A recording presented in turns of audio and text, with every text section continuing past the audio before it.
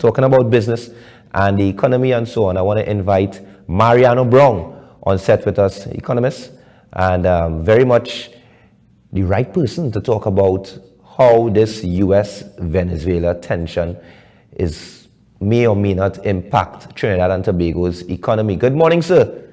Good morning. How are you? I'm doing fine, and you're doing well. I'm hearing you a bit soft, but I hope that my viewers and listeners are hearing you loud and clear. So let's try again. Good morning. Good morning. Is that better? Yeah, I'm hearing you slightly better, but I guess guys in production could just adjust that for us to have this conversation. Very important conversation.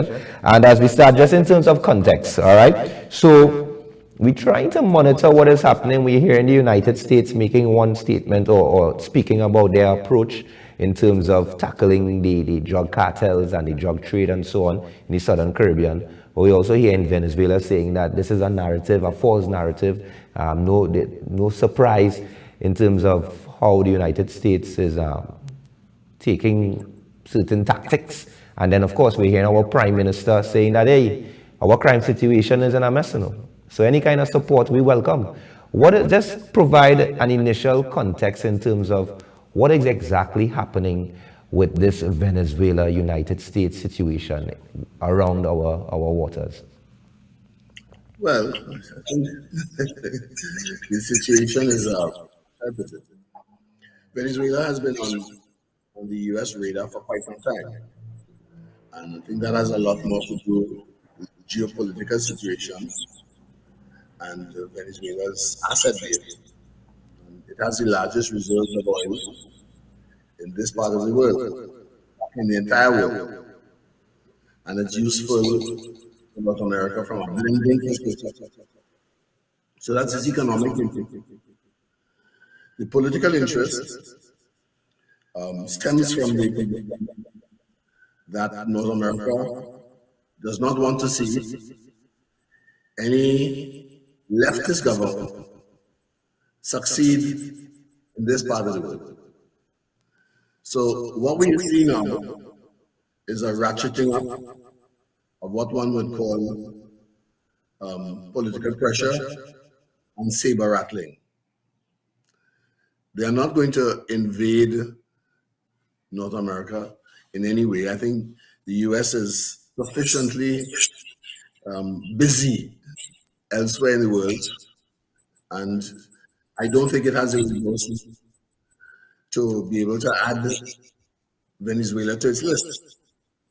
So I think what we're looking at is just a bit of saber rattling, some noise. So America is letting everybody know it's powerful, it has interests in this part of the world, and it can do whatever. So I don't think we ought to take it any more different from that. I don't think anything is going to happen. I don't think there is going to be any force of troops or that Venezuela is going to be invaded. Okay, well, it's happening near us, but why should citizens of Trinidad and Tobago care about what is taking place, or should we? Well, you should, and we should. Let's put it this way: if anything happens in Venezuela, we are 7 miles away. It will affect us. There's a natural overflow and overspill that will come to Trinidad. So we have to be prepared for it. And we have to adjust our policies to be able to cater for that. For example, when there was the exodus of people leaving Venezuela, a substantial amount came to Trinidad. Now it's relative to the Trinidad population. So it's how did we adjust to that? In addition to which, we have always had some degree of uncut traffic between ourselves and Venezuela. And in situations where the economic situation does work, you are likely to see more of that, both in people and in goods. Some good goods, some bad ones. And that's where we are. So we have to pay attention to it. And what is the situation like in Venezuela? Because I mean, you meant it's kind of speaking to the migration, seeking better lifestyles and so on. But what is the situation? I mean, you may not be able to give the exact figures and statistics, but from an economic standpoint, I know you spoke about their oil reserves, but are they in a good place? Well, no. Venezuela's production of oil has declined substantially. So we have moved from approximately 4 million barrels of oil a day to less than one. Now consider the circumstances with Trinidad. When, for example, an energy sector the output declines, it affects everything. So the same situation exists. Okay. So it's difficult. Interesting there. And I'm thinking about, so of course, how is there any linkage between how the tensions affect our energy sector when you look at how Trinidad and Tobago's energy sector is doing in comparison or in relation to Venezuela's energy sector? From a technical point of view, we don't depend on Venezuela. Whatever happens there doesn't affect us from a technical point of view. But you have to remember, we share oil fields, Manatee, Cochina. So on that basis, if we are going to exploit them, you would need Venezuela's permission or agreement. And we also know what happened with regard to the OFAC licenses, so that it does have an impact. And of course, ladies and gentlemen, we're having that conversation with Mariano Browne, just looking at the economic situation and how it may or may not impact us here in Trinidad and Tobago in relation to the US and Venezuela tension. And is it fair to say tension, by the way? I would say tension, yes, I would say that. Okay, so if Venezuela, all right, so let me look at the situation here. So some may argue that the US sanctions on Venezuela open opportunities for Trinidad and Tobago's energy trade. Is that a good argument, Mr. Browne? I doubt it. Interesting. Our output of oil is very different to what Venezuela produces. Our land-based production is heavy crude. Our East Coast seaboard production is light crude, which is where we have more of the oil. In which case, whatever happens to Venezuela doesn't work for us. I'm just thinking about how our, I mean, just based on, we had a recent election and so on and change in government, but how our ties or relationships with United States of America versus Venezuela, how would that geopolitics impact our situation locally in terms of ties? We're kind of caught up in the middle. Is it fair to say that? Well, let me put it this way. America is 1,700 miles north at its nearest point. Venezuela is 7 miles. Who will you pay attention to? So from that perspective, it's not in our interest to be annoyed with Venezuela or to have a long-standing fight with Venezuela. It's our interest to be friendly, or at least appear to be friendly. There's no reason for us to create a noise or disturbance with Venezuela. One would want to ensure that our relationship is on an even keel. You're next door neighbors. You're not going to have a fight with your next neighbor, not unless you're bigger than him, and we are not. But are there any strategies that our government can employ to safeguard Trinidad and Tobago's economy from shocks like these tensions that may occur from time to time? Is there anything we can do or have been doing that the public should know? Well, let's put it this way. I mean, we have when our economy is not tied to Venezuela. We are not Venezuela is not a large importer of Trinidad and Tobago goods. It does not appear on Trinidad and Tobago's trading as a major importer or exporter. So, from an economic position, we are reasonably safe. It would make sense if we were to do more business with Venezuela. But if it's going to be destabilizing, it is also sensible not to be too deeply involved. But at the same token, there's nothing that says that we should not be friendly. There's nothing that says that we have to take America's position and fight with Venezuela. It's in our interest to have a good neighbor on our doorstep.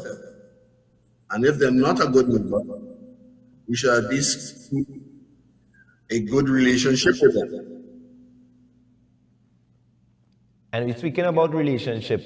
Before we wrap up this morning in terms of this particular topic, the Prime Minister, Mrs. Kamala Prasad Bisesa, also made mention of Guyana. Where does Guyana fit in the equation? Some are taken to social media and so on, or even some commentators are pointing to or suggesting that there's a bigger picture that we're not seeing in terms of certain ties and business arrangement with Guyana that is somewhere between the lines, or is that just speculations? What is actually happening in terms of the Prime Minister making this strong stance in support of Guyana within all of these tensions that is taking place between the United States of America and Venezuela? Well, let's look at the map. If we wanted to do any kind of business with Guyana on the basis of oil or gas, and we wanted to run a pipeline between Guyana and Trinidad lies Venezuela. How is America going to help us with that? The lines would have to pass through Guyana. In which case, it makes even more sense to have Venezuela on site. And does that have anything to do with the Dragon Deal agreement? The Prime Minister would have spoken about this sometime earlier this year and sort of pointed to a relationship. Where does the Dragon Deal agreement fall in this entire jigsaw puzzle? Well, the Dragon Deal is a casualty of American economic policy. We have a 30-year agreement, in which cases in Trinidad to exploit the Dragon field. We are running at 60-65% of capacity in the petrochemical sector. We need gas. Unfortunately, the OFAC licenses and America's position puts Trinidad in a difficult position that if we were to do business with Venezuela, would affect everything else that we did. So that's one of the reasons why the Dragon Deal has fallen apart. So in those circumstances, you need to be friendly with North America. The bottom line, we need to be friendly with both countries. And looking at the approach from the United States of America, and of course they have publicly said that they want to tackle the drug trade and the drug cartels around the region in the Southern Caribbean and so on. But naturally, persons would also say that the drug trade is business. Let's just come home online. What is this approach from the United States going to do you anticipate that there's going to be a major shift in terms of the crime situation in Trinidad and Tobago? Because, I mean, crime is very much linked to the drug trade. As a matter of fact, drug trade is a criminal activity. If the U.S. is absolutely truthful in terms of their approach to tackling. Speak to directly, or how it would directly impact or influence what is happening on the ground in Trinidad and Tobago. We're hearing some recent drug busts and some recent seizures and so on. Is it linked at all? Well, I'm sure that there are some drug seizures. There have always been drug seizures by the U.S. Coast Guard in the Caribbean area. That's not unusual. We are not the largest into North America for our drug trafficking. Mexico and Colombia are far bigger problems. And the US has had a strong relationship with Colombia. So let's park that for this slide. Managing Trinidad and Tobago's crime situation needs practical, on the boots, on the ground help. We have gotten that type of help in the past from Colombia, more than we've gotten from the US. So there's nothing about this US concern with drugs and crime in the Caribbean from a practical point of view. We would do better to work with agencies in Latin America to help us deal with this. Okay, and I saw that the Venezuelan ambassador to Trinidad and Tobago recently held a press conference, and just some of the notes that came out of that press conference. Well, as a matter of fact, one particular note is the ambassador is saying that, to tell you the truth, Venezuela is not listed as a major player in terms of the drug trade. According to the United Nations report, according to the DDA in the United States, why are we falling prey to the narrative from the United States of America? Who are we to believe, Mr. Browne? Well, I think first of all, that we have to look at the data. The Venezuelan ambassador is correct. So in that regard, we have to remember North America is also very much bigger than we are, much more powerful than we are. We use the US dollar as our major trading currency. So that it means that we have to engage with them. But I make the point that we must also engage with them. It makes sense for us to include both countries and sensible in how we do it. All right, Mr. Browne, I want to thank you very much for being with us this morning to share your thoughts on this entire situation. I mean, it's happening, and we, the ordinary folk, should be, according to you, we should also pay attention as to what is taking place. Venezuela is literally 7 miles away, and we would listen to our prime minister, we listen to our leaders, we listen to commentators from time to time, but it's always important to look at different perspectives. And you brought that economic perspective this morning. We really appreciate it. And thank you. Any closing remarks? No, countries are always in a difficult position. And we must always ensure that we understand where our interest lies. And I make the point, according to Henry Kissinger, to be an enemy of the United States is very dangerous. To be America's friend is also very dangerous. All right.